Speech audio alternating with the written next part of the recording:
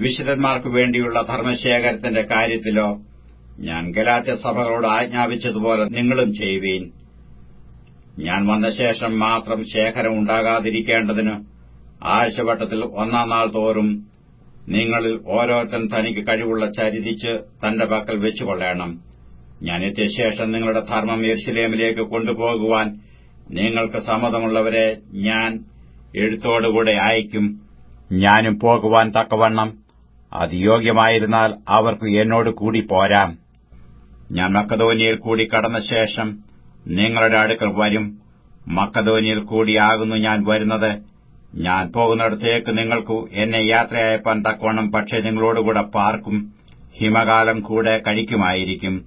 കർത്താവ് അനുവദിച്ചാൽ കുറെ കാലം നിങ്ങളോടുകൂടെ പാർപ്പാൻ ആശിക്കുന്നതുകൊണ്ട് ഞാൻ ഈ പ്രാവശ്യം കടന്നുപോകും വഴിയിൽ അല്ല നിങ്ങളെ കാണുവാൻ ഇച്ഛിക്കുന്നത്. എഫേസോസ് ഞാൻ പെന്തിക്കോസ് വരെ പാർക്കും.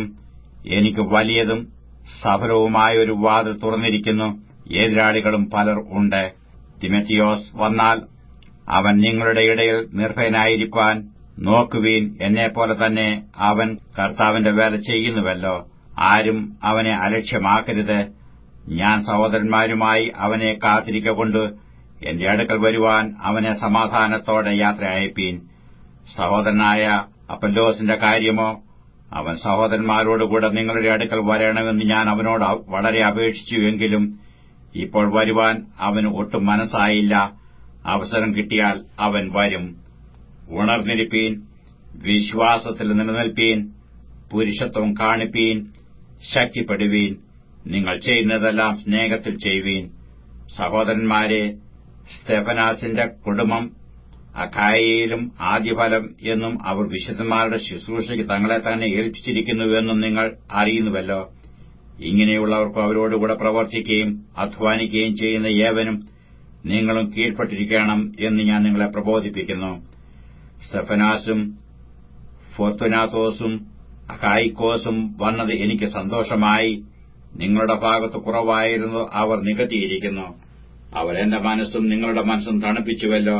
ഇങ്ങനെയുള്ളവരെ മാനിച്ചുകൊള്ളുവീൻ. ആസീല സഭകൾ നിങ്ങളെ വന്ദനം ചെയ്യുന്നു.